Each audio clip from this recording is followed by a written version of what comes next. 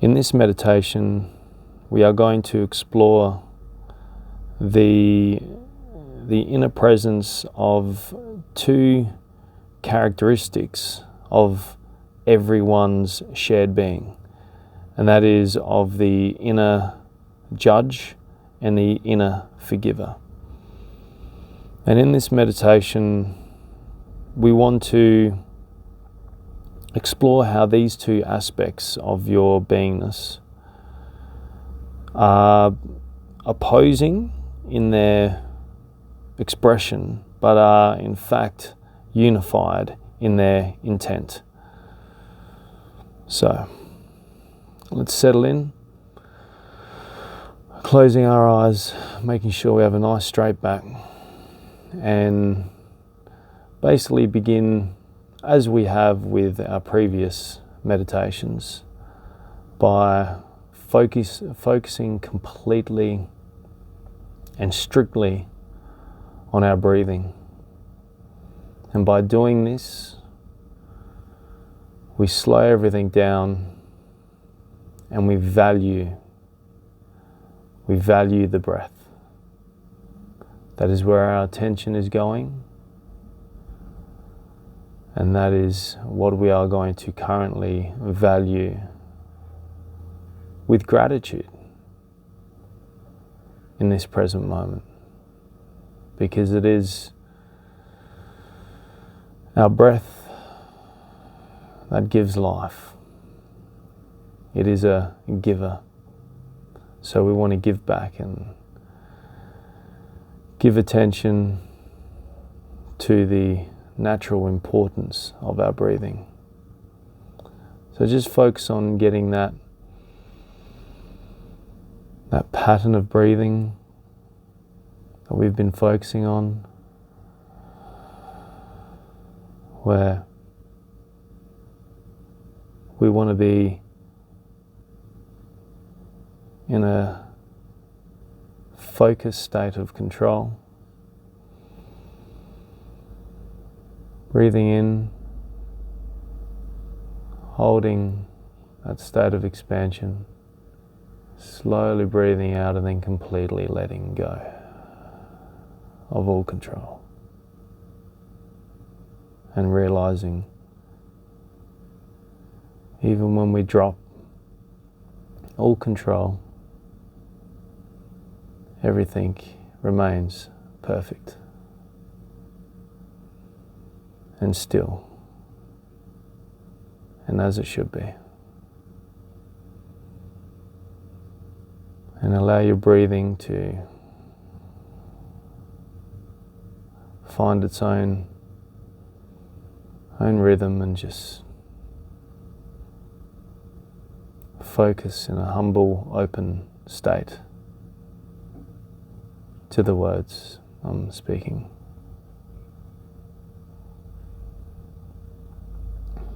Within us all, we have a judge.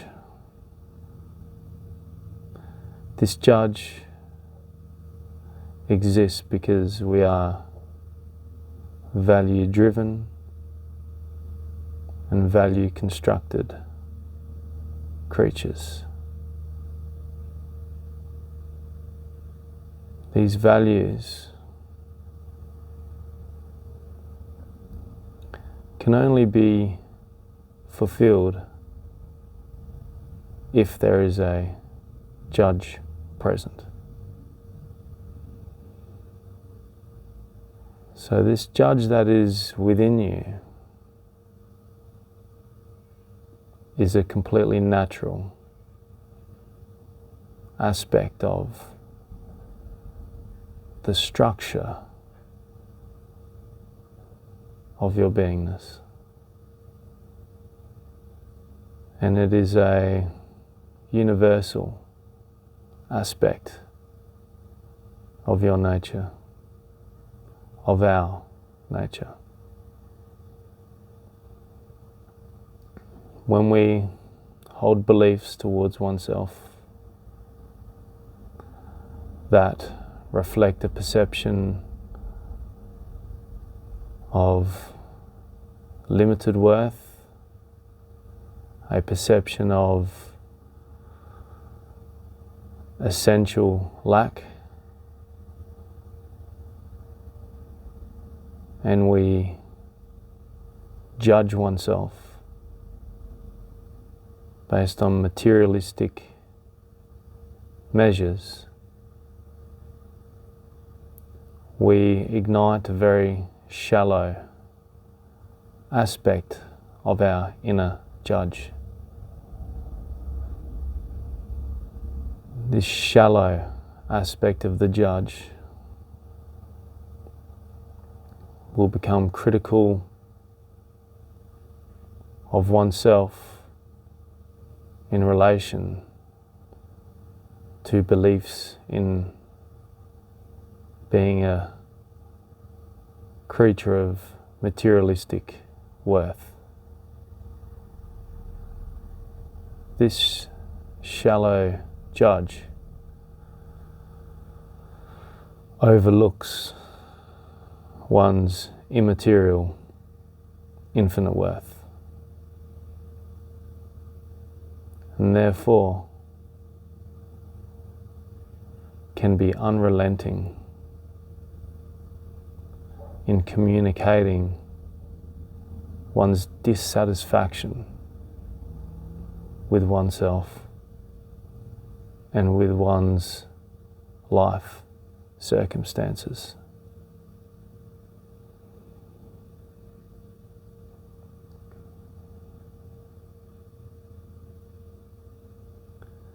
This is where we have to recognize if we are seeing oneself and others and the world around us as a whole from a materialistic perspective, where one existentially believes that material worth is the only fundamental worth that exists.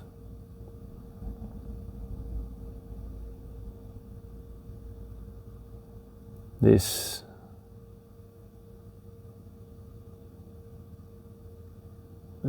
is an extremely important dynamic to observe within oneself, because it is from that state of pure observation that one can ignite transformation and change in a fundamental way. Because it is from this pure objective point of observation that we can realize that it is from that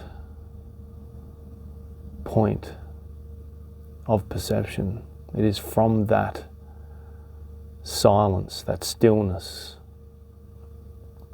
that pureness, that is at your center, which is of course infinite in its value. That point of pure consciousness that you observe the whole of reality from is infinitely value. Is of infinite value. And it's then that you can understand that that point of purity is the most fundamental real you. And thus any consideration of yourself being of worth that is measurable simply dissipates and collapses into the infinite worth of your nature. From that point of realization, of seeing seeing things from a true state of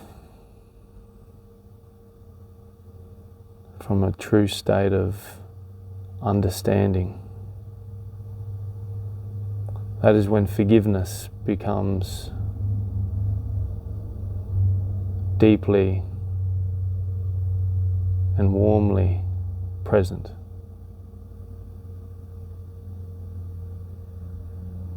It is that deep wisdom at your center that is then allowed to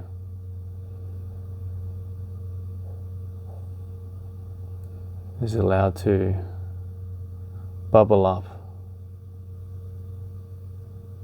and flood your perception, your current experience, with a sense of security and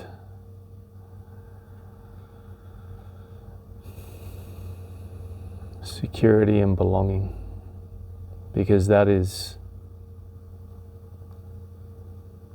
the effect of forgiving oneself for seeing one through a lens of limited worth.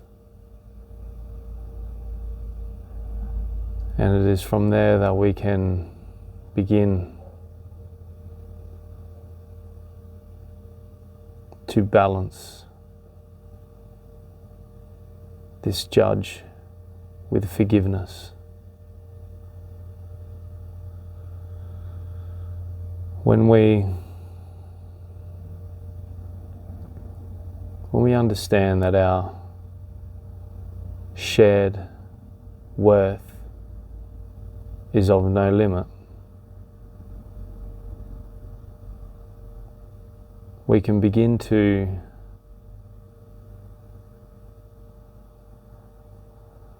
shoot for a value system that is far greater than any value system you could conjure from a belief system of limited worth. You understand that your worth reaches towards the infinite, and as does your potential. That is where a path of selfless giving, a path of sacrificial love, and a path of simply always trying your best to be the best you can be. It's then that path can begin to put itself together. And with the creation of this path, the judge will remain. The judge will still be there, keeping you on track, letting you know when your perception is falling into an imbalanced state of perceiving oneself and others through a prism of limited worth. A judge will be there. A judge will be present from a place of love, of reminding you of your nature and reminding you of your unbounded worth and value. And that is where we can see no distinction between the judge and the forgiver. Because when we change our perception from being that of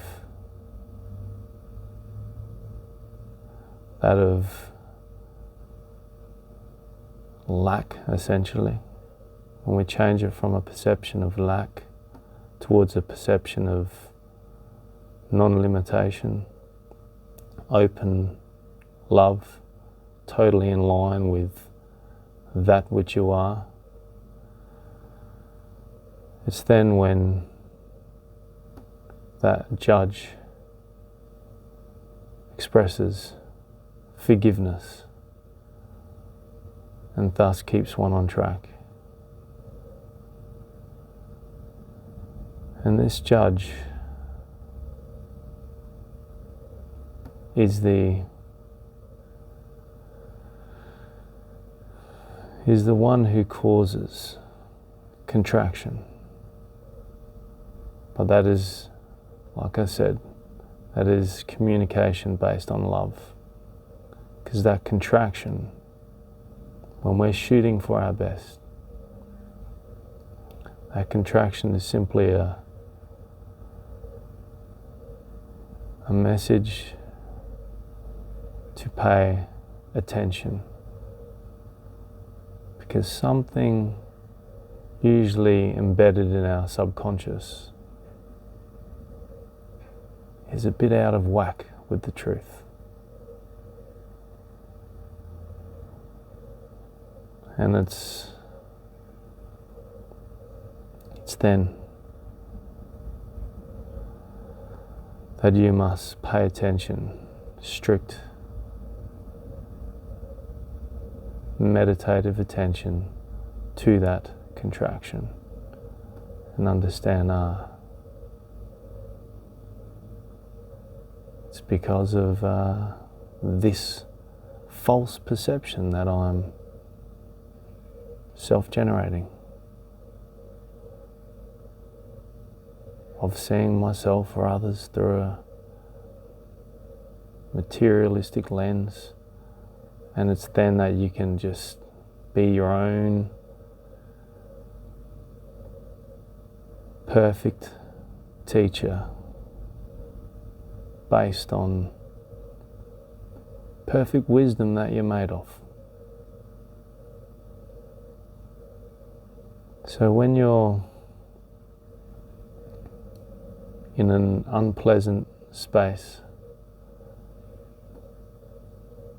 an unpleasant place within you where the walls seem to be coming closer together because you are judging yourself incessantly,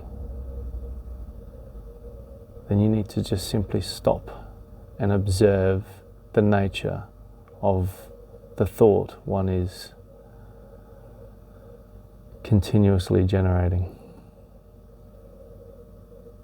Simply observe and analyze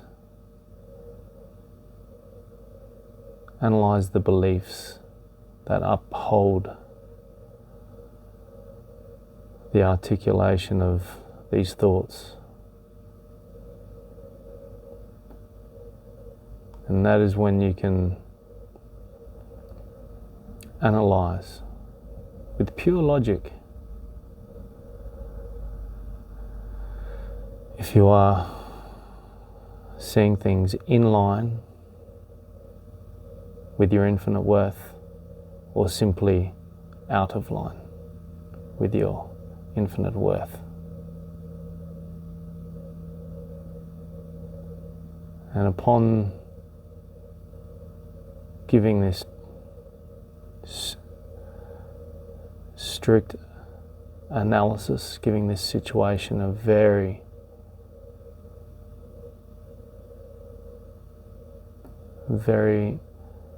solid, attentive focus, and where you are simply observing the thought, observing the beliefs.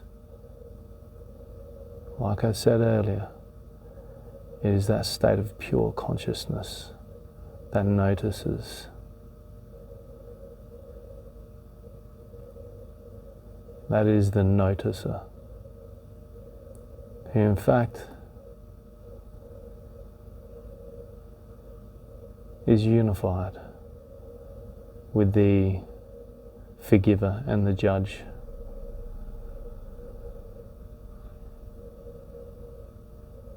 And that is when transformation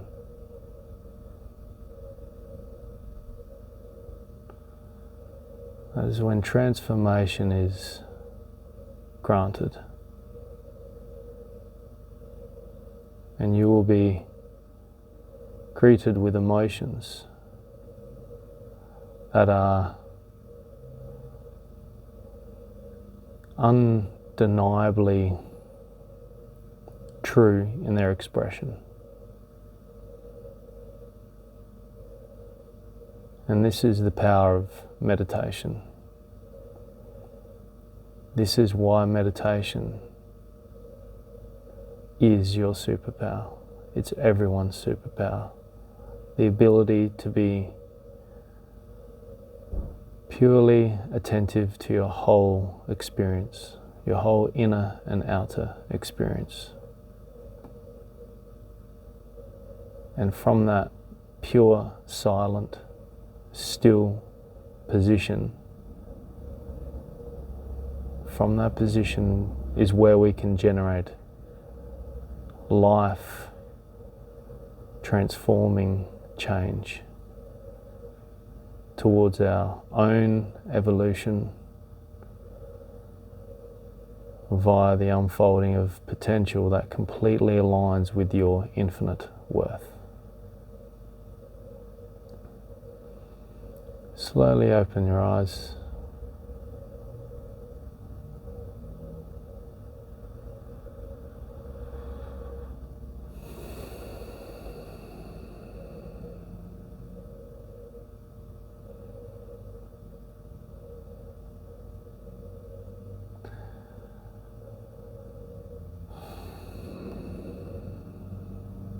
In life, the most powerful mistake one can make is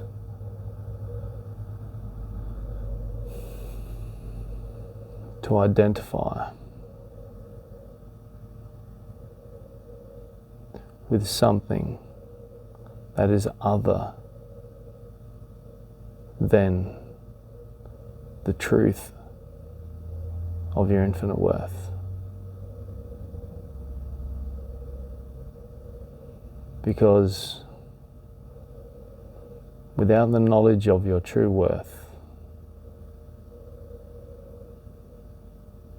that shallow inner judge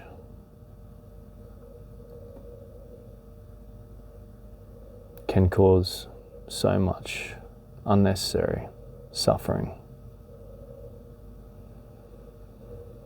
So focus on forgiveness. If you see that you are falling into the subtle and sneaky trap of believing in your own lack, your own existential lack, because there is nothing further from the truth. And if you forgive yourself for seeing yourself in such a way, that is when you can again start to build that bridge, heal that disconnect between the seemingly limited personal self and the truly infinite self at your center. So please be grateful. Be grateful for what you are. Be grateful for who you are. And be grateful for all of those in your life. Because it is a path of gratitude that we never want to veer off from in order to to honor ourselves and the unified worth that we are all an expression of. So embody forgiveness, be humble, act with humility, and love yourself in line with the infinite worth you truly are.